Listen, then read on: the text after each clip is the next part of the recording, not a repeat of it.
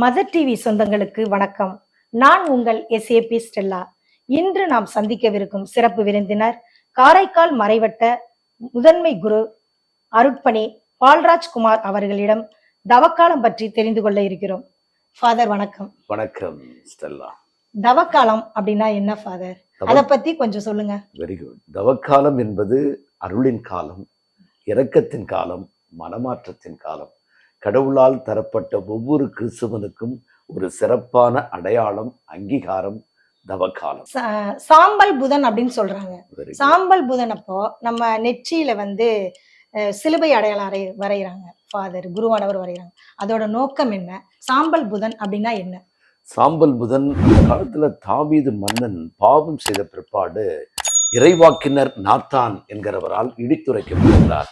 அப்பொழுது அவர் என்ன செய்யறாருன்னா, தான் செய்த பாவங்களுக்காக மனம் வருந்தி கோணி உடுத்தி சாம்பலில் அமர்ந்து யாவே இறைவனுக்கு முன்பாக, தன்னுடைய மக்களுக்கு முன்பாக பாவம் செய்து விட்டேனோ என்று கதறி அழுது சங்கீதம் 50 எழுதுகிறார்.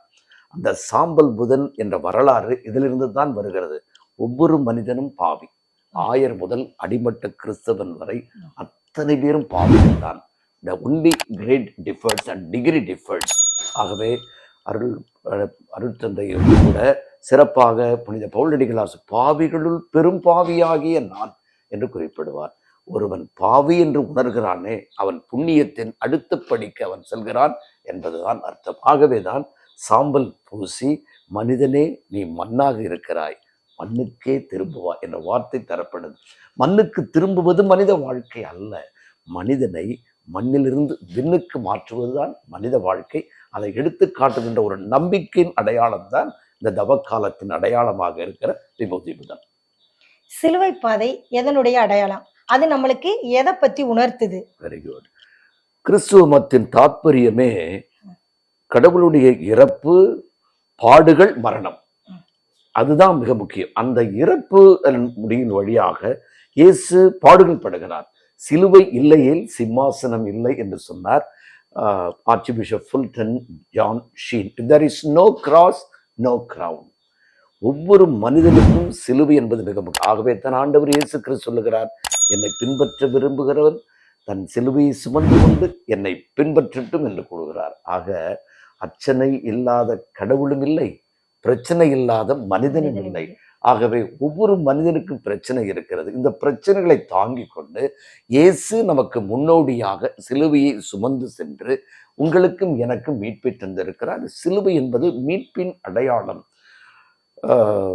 இறைமறுப்பு கொள்கையில் இருக்கிற வாலி குறிப்பிடுவான், if you strike I it becomes a holy cross என்று சொல்வார். நம்மிடம் இருக்கிற தான், எனது என்ற ஒரு உணர்வை நாம் அழிக்கின்ற பொழுது கண்டிப்பாக சிலுவையில் இயேசுவோடு அறைகிறோம்.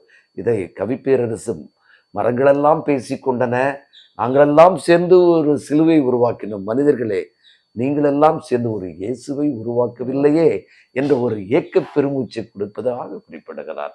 அந்த சிலுவை என்பது கிறிஸ்தவத்தின் அடையாளம். எப்படி ஒரு இந்துவுக்கு பட்டை அடையாளமோ, ஒரு இஸ்லாமியனுக்கு குல்லா அடையாளமோ, கிறிஸ்தவனுக்கு சிலுவை அடையாளம், மீட்பின் கருவி.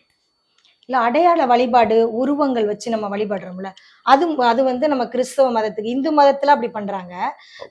சுரூபங்கள், சிலைகள் வச்சுக்கிறாங்க. நம்ம அப்படி சுரூபம் வச்சுக்கிறோம். அது எதனால? அது அவசியமா நம்மளுக்கு? இந்த சுரூபங்கள் ஒரு நினைவூட்டுதல் தானே ஒழிய அதை நாம் முன்னிறுத்துவதே கிடையாது. கிறிஸ்தவர் என்ற அடையாளம், அது ஒரு அடையாளம், அது ஒரு அடையாளத்தினுடைய பிரதிபலிப்பு, அவ்வளவுதான். நமக்கு ஆண்டவர் பிரசன்னமாக இருக்கிறார், உடலோடும் இரத்தத்தோடும் நற்கருணையில் இருக்கிறார் என்பதுதான் சிலுவையினுடைய அடையாளம். அதை விட கிறிஸ்துவன் உருவ வழிபாட்டிற்கு நாம் முக்கியத்துவம் தருவதில்லை. ஆனால் பிற மதத்தினர் கூட அதை விட சிறப்பாக நம்முடைய பிற சபையினர்கள் இதை ஒரு கொடூரமான பார்வையில் பார்க்கலாம். அப்படி நாம் இல்லை என்பதை நாம் தெளிவுபடுத்துகிறோம். தவக்காலத்துடைய பயன்கள் என்ன? நம்ம மக்கள்கிட்ட அது எப்படி இருக்குது? குருத்துவத்துல இருந்து நீங்க எப்படி மக்களுக்கு அதை வெளிப்படுத்த விரும்புறீங்க அப்படின்றத பத்தி கொஞ்சம் விவரமா சொல்லுங்க. நல்ல கேள்வி ஸ்டெல்லா. கிறிஸ்தவத்தினுடைய அடையாளம் என்பது மிக முக்கியம். அதை விட தவக்காலம் என்பது இந்த 40 நாள் எங்கிருந்து வந்தது அப்படின்னு பாத்தீங்கன்னா வரலாறு. அப்படின்னா அந்த ஜலப்பிரளயம் வந்த பொழுது அங்கே அவர்கள் 40 நாள் அந்த ஒரு கூடாரத்தில் இருந்து வெளியே வருகிறார்கள். 40 ஆண்டுகள் மோயிசன் அவர்களை வழிநடத்தி கொண்டு போகிறார். 40 நாட்கள் ஆண்டவர் இயேசு கிறிஸ்து தன்னுடைய பணிவாழ்விற்கு முன்பு அவர் என்ன செய்கிறார்? அங்கே தியானம் இருக்கிறார். ஆகவே இந்த 40 என்பது விவிலியத்தில் சிறப்பான ஒன்றாக இருக்கிறது. தவக்காலம் என்பது இப்பொழுது மக்களுக்கு இந்த 40 நாட்களுக்குள்ளே முடங்கி விடுகிறது. இல்லை, அதையும் தாண்டி புனிதமானது என்பதை போல மக்கள்கிட்ட அது இல்லையே ஃபாதர். இந்த 40 நாள் நான் விரதம் இருக்கிறேன், ஏதோ என்னால முடிஞ்சதை பண்றேன்னு ஒரு சில நபர்கள் இருக்காங்க. எல்லாரும் அப்படி 40 நாள் கடைபிடிக்கிறது இல்லையே. இல்ல, எல்லாரும் அப்படி இல்லை. ஆனா கடைபிடிக்கிறது ரொம்ப தீவிரமா கடைபிடிக்கிறாங்க. ஒருவேளை கடைபிடிக்காதவர்களுக்கு சேர்த்தும் அவர் கடைபிடிக்கிறார்களோ எண்ணம் எனக்கு வருகிறது. 40 நாள் ஒரு சிலர் இருக்கிறாங்க, காலையில சாப்பிட்றதில்ல, நைட்டு சாப்பிட்றதில்ல, ஒரு வேளை சாப்பிட்றாங்க, காசு கொண்டு வந்து உண்டியல்ல போட்டுடுறாங்க. நல்ல காரியங்கள், ஏழைகளுக்கு எளியவர்களுக்கு ரத்த தானம் கொடுக்குறாங்க. ஆனா ஒரு சிலர் செய்வதில்லை. என்ன செய்ய முடியும்? கடவுள் தான் அவர்களுக்கு மனமாற்றத்தை கொடுக்க வேண்டும். ஆனால் உண்மையான ஒரு தயாரிப்பு, கிறிஸ்துவினுடைய உயிர்ப்பு பெருவிழாவிற்கு தன்னையே தயாரிக்கிற ஒரு அடையாளம் என்பது தவக்காலம், தனிப்பெரும் காலம், அருளின் காலம், இரக்கத்தின் காலம், மனமாற்றத்தின் காலம். ஆகவே இந்த காலம் என்பது மிக முக்கியம். திருவருகை காலம் இருக்கிறது, பொதுக்காலம் இருக்கிறது.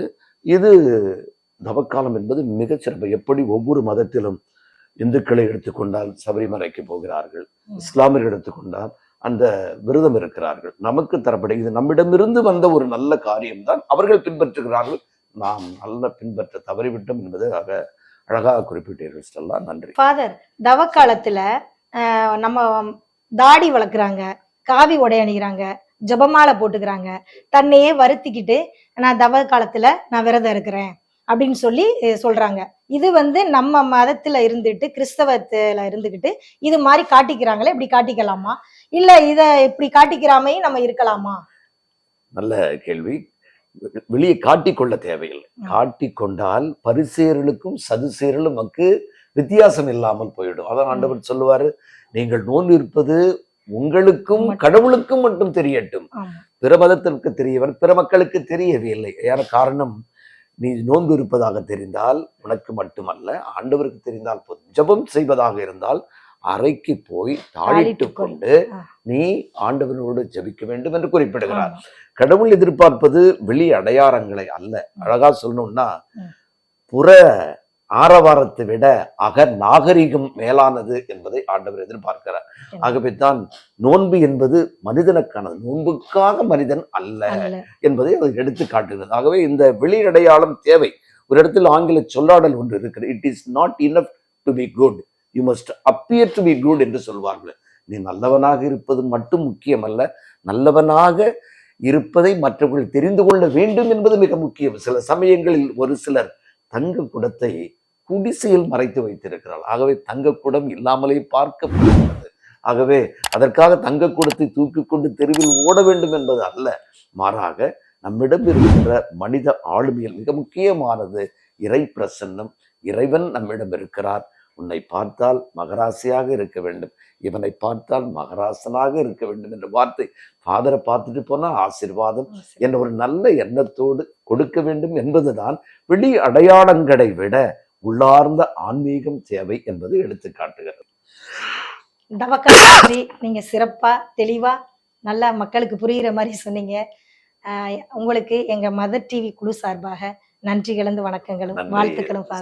நன்றி. Thank you very much and God bless you.